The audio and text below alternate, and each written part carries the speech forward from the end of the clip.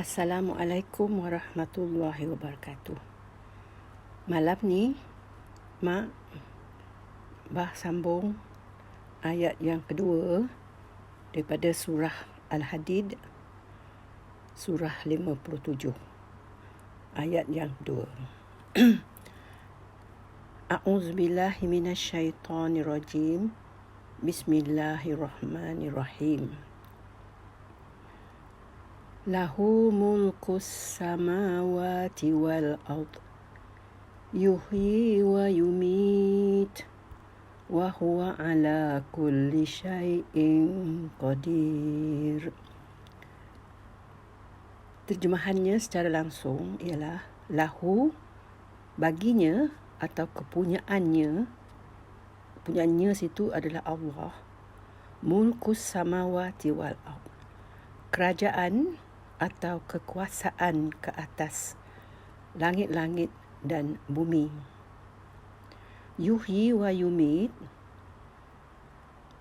dia iaitu Allah yang sentiasa menghidupkan dan mematikan. Wa huwa ala kulli syai'in qadir, dan dia ala kulli syai'in, ke atas tiap-tiap sesuatu, qadir, maha berkuasa. Jadi ayat ini, lahu mulkus samawati wal ard, kepunyaannya atau baginya, bagi Allah, adalah kerajaan atau kekuasaan ke atas segala langit dan bumi. Dia sentiasa menghidupkan dan mematikan. Dan dia atas tiap-tiap sesuatu itu maha berkuasa. Jadi di sini Allah menyambung tentang kebesarannya. Sebenarnya ayat pertama, dia mengatakan bahawa seluruh alam ciptaannya bertasbih kepadanya dalam ayat pertama. Dan ayat kedua ialah menunjukkan bahawa kenapa kita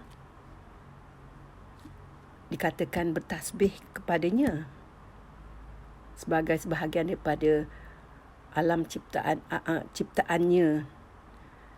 Jadi kita pun bertasbih kepadanya kerana ia adalah pemilik atau penguasa di seluruh alam ini. Perkataan mulku di sini maksudnya ialah kerajaan atau raja yang berkuasa. Raja ialah malik. Mulku tu kekuasaan ataupun kerajaan. Yuhyi dan wa yumit digunakannya verb, iaitu kata kerja ataupun fi'lun dalam bahasa Arabnya, yang menunjukkan present dan future tense. Yuhyi, menghidupkan. Yumit, mematikan. Dan sentiasa maknanya Allah ni sentiasa akan menghidupkan dan akan mematikan. Maknanya yang hidup itu akan mati. Dan sementara ada yang baru hidup, ada yang baru mati. Sentiasa ada maknanya, sebab itu digunakan present tense tu. Contohnya ialah kita manusia pun. Ada setengah tu ada masa yang sama, ada bayi yang lahir dan ada orang yang mati. Tak semestinya orang tua saja, tapi ada yang mati. Dan begitu juga dengan ciptaan-ciptaannya yang lain tu, misal pokok, misal tumbuh-tumbuhan. Ada masa hidupnya, ada masa matinya.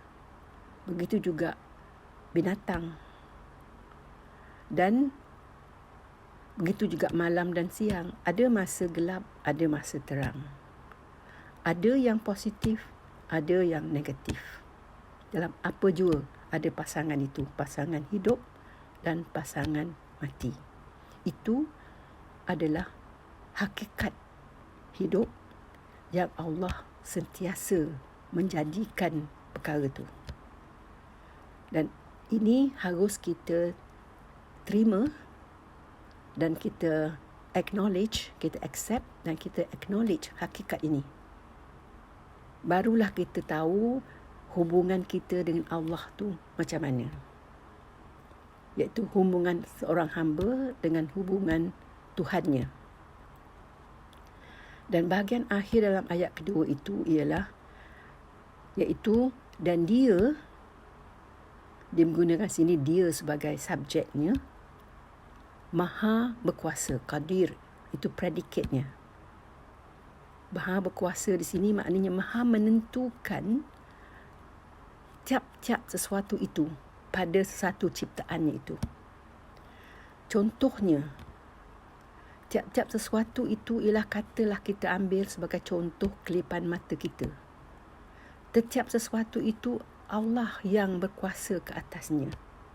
Semua ada nak kita ni seolah-olah mata kita ni sentiasa bergerak ke tidak? Air liur kita sentiasa ada atau tidak masa kita makan? Jadi jantung kita berdenyut sepanjang masa, 24 jam sehari, bertahun-tahun selama kita hidup. Dia berdenyut sentiasa kalau kita sihat dengan kadar yang baik yang ditentukan oleh Allah. Jadi atas tiap-tiap sesuatu kejadian itu, Allah berkuasa ke atasnya. Itu maksud ayat tu. Jadi bukanlah maknanya kuasa dia tu hanya kepada ke atas benda-benda yang besar. Tetapi tiap-tiap sesuatu yang kecil-kecil itu yang menjadikan benda tu besar. Dia berkuasa. Kadir di sini maksudnya ialah ketentuan kepada the quantity and the quality of a thing. Misal contohnya lah, katalah kita ni misalnya kadir dia menentukan berapa banyak kita perlu makan gula dalam seumur hidup kita. Dia dah tentukan kadarnya. Kadarnya maknanya itu kadir tu. Dia kuasa menentukan itu. Dan dia dalam hidup kita ni dia menentukan segala-galanya. Berapa kali kita berdenyut jantung kita. Berapa kali kita menggerakkan kaki kita untuk berjalan. Berapa kali kita perlu makan. Dan itu adalah satu perkara yang kecil yang menjadi besar, menjadikan kita ni boleh hidup. Dia telah tentukan kadarnya, banyak mananya dan setakat mana keperluannya itu. Jadi 3 perkara dalam ayat ini menunjukkan bahawa betapa besarnya Allah. Sebab itulah kita bertasbih, memuji dia, mensucikan dia dan membesarkan dia. We glorify him and kita purify him. Subhanallah, kita kata subhanallah, subhanallah, subhanallah. Setiap masa kita kata macam itu. Itu makna kita bertasbih. Jadi itu saja berkenaan dengan ayat yang kedua tu. Esok insya-Allah kita sambung lagi ayat yang ketiga.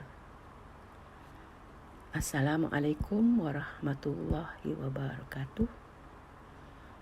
Subhanakallahumma wa bihamdika asyhadu an la ilaha anta astaghfiruka wa atubu ilaik.